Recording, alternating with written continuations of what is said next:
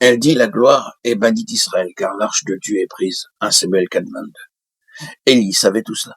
Cependant, il ne réprimanda pas ses fils. C'est pourquoi Dieu dut le punir sévèrement.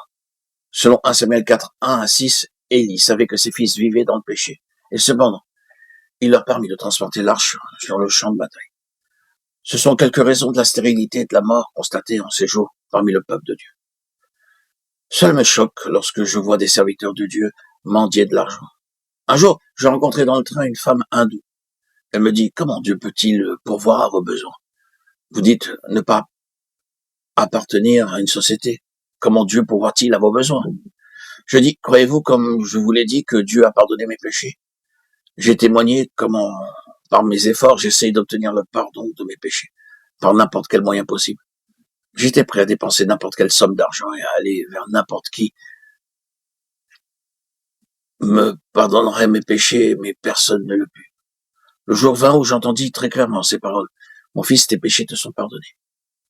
Je peux vous répéter que le Seigneur Jésus-Christ a pardonné mes péchés. Il y a plus de 30 ans. Si vous croyez que Dieu peut pardonner un pécheur, il est très facile de croire que le même Dieu vivant peut subvenir à tous mes besoins. Je le crois. Je le sais par expérience. Ici se termine le témoignage de frère Maxing.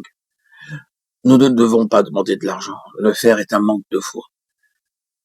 Si nous sommes serviteurs de Dieu, Dieu ne faillira jamais envers ses serviteurs.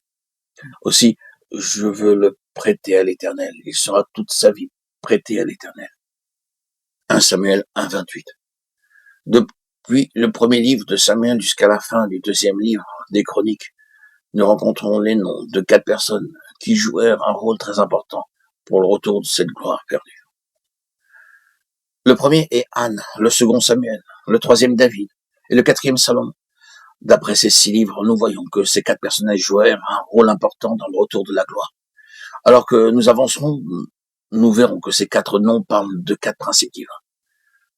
En accomplissant ces principes, nous verrons la gloire de Dieu bannie descendre dans nos cœurs, nos assemblées et notre œuvre.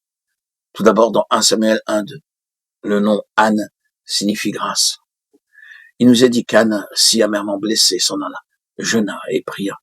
Cependant, Dieu ne semblait pas entendre sa prière. Alors elle continua à pleurer et pria avec foi. Elle versait des larmes à cause de son besoin. Elle ne savait pas que Dieu aussi pouvait avoir quelque chose, besoin. Alors sa prière changea. Seigneur, j'oublie mon besoin égoïste et je te promets que si tu m'accordes un fils, il te sera prêté. De sorte que lorsqu'elle découvrit le besoin de Dieu, Dieu répondit à sa prière et lui donna alors un fils. Avons-nous pris un temps consacré à Dieu, un endroit particulier consacré à Dieu, où nous pouvons lui demander quelle est son attente, qu'attend-il de nous? Avec la persévérance et la patience, nous pourrons l'entendre nous dire ce qu'il attend de nous. Quelle est sa demande? Pour ne pas nous engager de nous-mêmes sur des chemins qui ne sont pas de sa volonté. Il nous faut être obéissants et savoir ce qu'il attend de nous.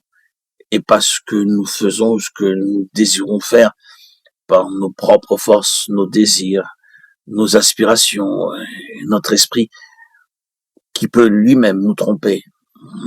De plus, si Satan rajoute un peu de lui-même, nous ne pouvons que nous égarer et perdre beaucoup d'énergie, de force dans une entreprise que Dieu lui-même n'avait pas envisagée pour nous. Soyons donc vigilants. La clé, le socle pour pouvoir être obéissant à Dieu, c'est bien sûr pour lui être disponible, être fidèle à sa parole, la lire régulièrement et prendre un temps particulier, que ce soit le matin, à notre lever ou le soir avant de nous endormir, ou dans un endroit particulier dans la journée, où nous pouvons renouer notre dialogue avec Dieu et lui demander au Seigneur, qu'est-ce que tu attends de moi, Seigneur Jésus? Qu'est-ce que tu attends de moi? Vous entendrez alors la réponse. Quelquefois, Elle arrive alors que vous y attendez pas. Dans l'activité, dans votre activité, vous pouvez entendre une petite voix vous chuchoter ce que Dieu attend de vous. N'oubliez pas, frères et sœurs, enfants de Dieu, que nous sommes bénis par cette bénédiction, ce cadeau suprême et merveilleux qui est le Saint-Esprit que nous avons reçu. Il nous parle, soyons lui à l'écoute. C'est une personne, il nous faut être à son écoute et ne pas nous laisser étouffer par ce que le monde, dans toute son activité, dans tout son stress et dans toute l'anxiété qui veut nous faire vivre, oublier ce qu'est notre responsabilité en tant qu'enfant de Dieu, qui est bien sûr l'obéissance, la soumission et l'écoute. L'écoute. Être perceptif à Dieu, perceptif. Voilà la clé qui peut ouvrir toutes les portes, répondre à toutes vos demandes.